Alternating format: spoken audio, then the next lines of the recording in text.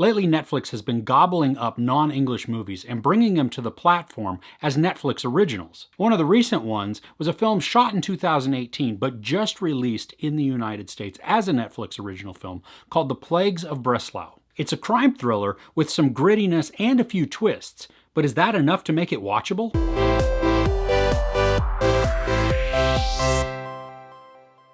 A serial killer is terrorizing a city, and a detective has to use that city's ancient history to open clues that could hopefully solve the case. This is a Polish film, and so I am not going to slaughter the names of the actors. I'll just use the character names when appropriate. Our main character is Helena. She is a police detective who is sporting a quarantine cut, and she is quite abrasive and gruff. She also comes across as very angry or jaded, and while it's not readily apparent, we do get some insight sprinkled throughout the film of why she appears that way and why her behavior is what it is. At the beginning of the movie, the story is a bit convoluted, and even the editing is kind of jarring. I mean, it just takes you out of it. It really is choppy. Now, luckily, after that first act, it kind of finds its groove a little bit. There is still some weird edits and some weird story jumps in there, but for the most part, it then flows along throughout the rest of the film. Now, this being a crime drama, there are victims, and then there are the bad guys and the good guys, and we're supposed to care about this, and we're supposed to care about the case. We're supposed to feel the urgency, and part of the problem with this movie, at least that I found, was that we are asked to care about stuff well before we had any reason to do so. I mean, there is some character development that comes through, and so we get to invest a little bit in some of them.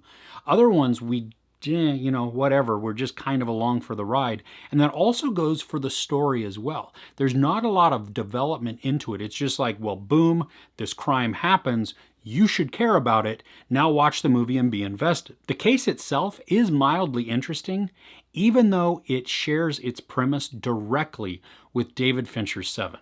And I gotta say, Seven does it way better. The crimes that are being committed in The Plagues of Breslau are all based off of behavioral sin, just like in Seven. Now, Seven does it so much better. It takes the time to develop all of your characters, to really invest you, get you synced in to what's going on, to make you feel some urgency, to make you feel some terror, or at least anxiety and suspense. In this one, none of that exists. It just kind of happens, and there we go. And then we don't even get to really know all of the characters and all of the players in this. Some of them just appear. Some of them are kind of there, and you can tell there's animosity between characters. And you can see why, because this person is just kind of like an idiot, or they're a bumbling person, or they're just out for things for themselves. And so these two people butt heads.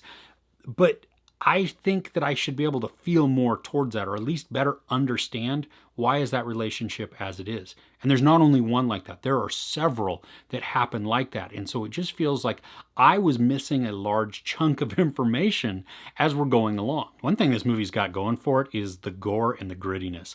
I mean, the crimes, the deaths, some of it is shown in some gruesome detail, and it's crazy to watch, and it's almost unblinking at times. Actually, it is unblinking at times. You see some things happen, it's like, whoa, okay, we went there, wow. And the special effects, I mean, they're not Oscar worthy, but they get the job done. I mean, they convey the grossness and the violence and the gore quite well and quite convincingly. There's a game of cat and mouse going on in the film, and that provides some of the action. And while some of it actually is kind of exciting to watch, and it kind of puts you in the middle of it, and you get to feel a little bit of the rush, a lot of it's done awkwardly with some really wonky camera movements, and then some just odd behaviors from extras in the scene. I mean, there's one where this thing is rolling down a hill, and it's rather large, and it's going through a group of people, and just the way that it was edited and the framing of some of the shots, you see this extra trying to jump out of the way of this thing rolling to them, where there was plenty of time to just scoot out of the way.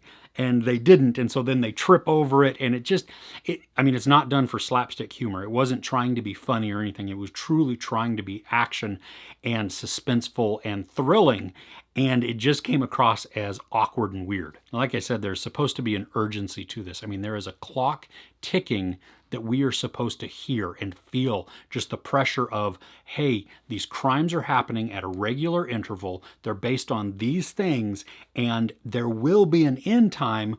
Think about Seven. There were 7 deadly sins. Once the 7th one is done, what do? I mean, is John Doe just done? Well, if you've seen 7, you know the answer to that. But in this, it's kind of the same premise. I mean, there are a series of behavioral sins that everything is wrapped around. So if those are all completed, does the killer just stop? And that's where first off, we don't know that, but that is supposed to provide that urgency for the cops to be able to save lives by solving the crime or figuring out where the next one is going to be so they can catch the killer. And I was supposed to be held in suspense throughout this entire time, but it just wasn't there. It wasn't grabbing me. Now, there are a couple of twists to the story, and I really appreciate them putting that in. Now, sure, they are predictable. You can probably guess them, one of them more than the other, but that was a good thing. I mean, even though they were a little bit predictable and you could kind of guess it before they reveal it, that didn't kill the movie for me. That didn't make it just unwatchable or terrible. I mean, the rest of the movie had its own issues and was doing that, but the twist in the story, just because I could figure it out before they revealed it, that didn't bother me too much. So this is a fairly quick watch. I think it's about 90-ish minutes. I mean, it didn't drag, but it also wasn't spellbinding. It didn't put me on the edge of my seat.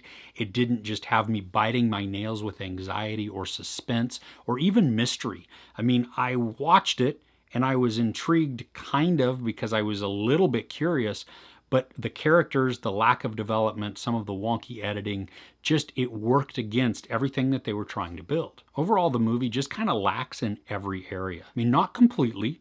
It does do some things well, but at the end, it's completely forgettable and not really a good watch. There's no sex, but there is nudity, a lot of profanity, and really gory, gruesome violence. I give the Plagues of Breslau 2 out of 5 couches. Do you have a favorite gritty crime thriller of yours that you can recommend to me in the comments below? I'd love to hear it. If you enjoyed this review, please give it a like. Also, don't forget to share and subscribe. I'm Chris. This is Movies and Munchies. Thanks for couching with me.